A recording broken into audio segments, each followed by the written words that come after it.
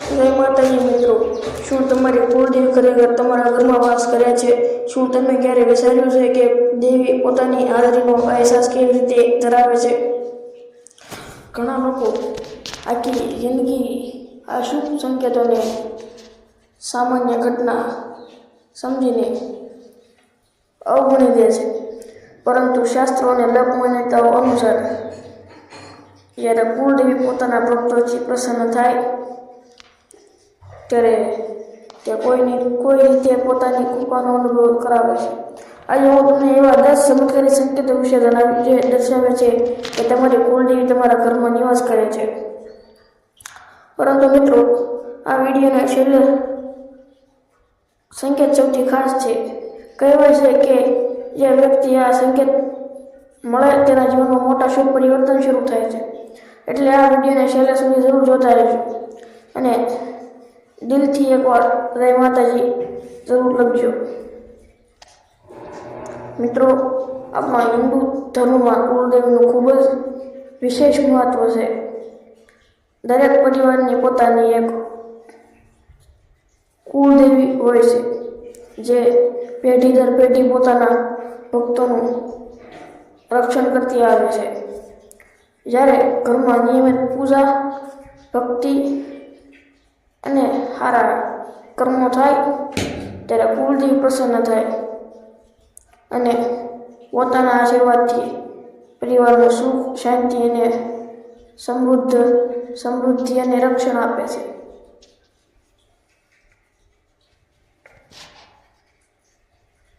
પ્રશ્ન એ છે કે કેવી રીતે ખબર પડે કે કુળદેવી આપણા ઘરમાં વાસ કરે છે?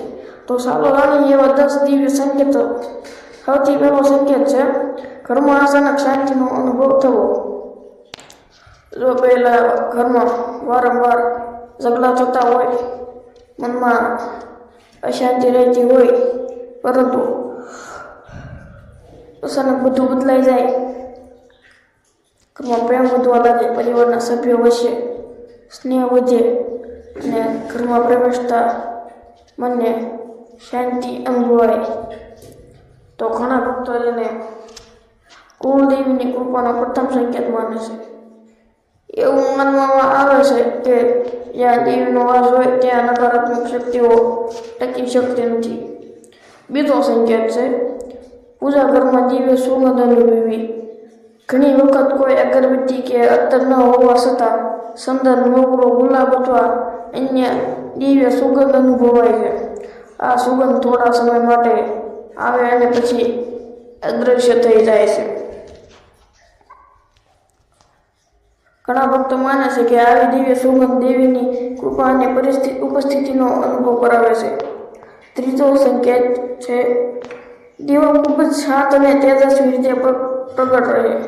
ઘણી વખત પવન ન હોવા છતાં દીવાની જ્યોત અસામાન્ય રીતે સુંદર, સીધી અને સ્થિર રહે છે.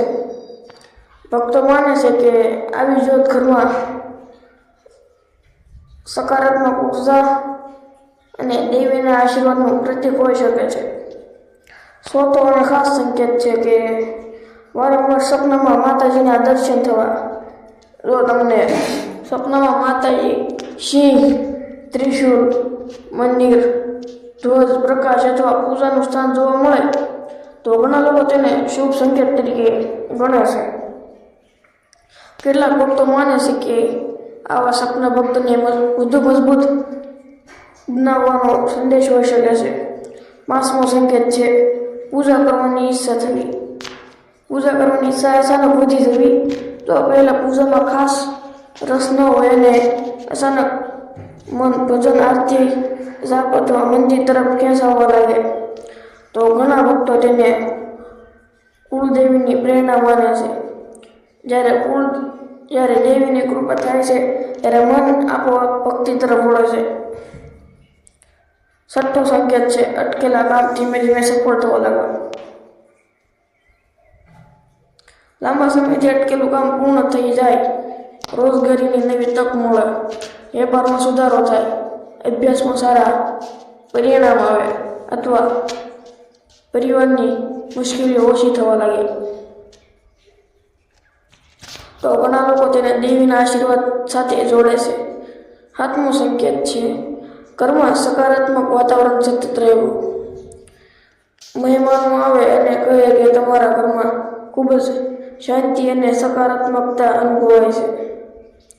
બાળકો આનંદમાં રહે, વડીલોનું સ્વાસ્થ્ય સારું રહે અને ઘરમાં સતત શુભ વાતાવરણ રહે તો આ પણ શુભ સંકેત માનવામાં આવે છે. 8મો સંકેત પૂજા દરમિયાન મન ભાવુક થઈ જવું. ઘણી વખત આરતી કરતી વખતે આંખોમાંથી આંસુ આવી જાય, શરીરમાં રૂવાડા ઊભા થઈ જાય અથવા મન ખૂબ હળવું થઈ જાય. ઘણા ભક્તો આવા અનુભવને દેવીની કૃપા તરીકે અનુભવે છે. 9મો સંકેત મોટી મુશ્કેલીમાંથી અચાનક બચી જવું. અકસ્માત, આર્થિક સંકટ અથવા કોઈ ગંભીર મુશ્કેલી ટળી જાય અને પછી સમજાય કે કોઈ અદૃશ્ય શક્તિએ રક્ષણ આપ્યું હોય તેમ લાગ્યું. તો ઘણા લોકો માને છે કે કુળદેવીએ પોતાના ભક્તોનું રક્ષણ કર્યું. અને હવે સૌથી મહત્વપૂર્ણ 10મો સંકેત જો વારંવાર કોઈ કારણ વગર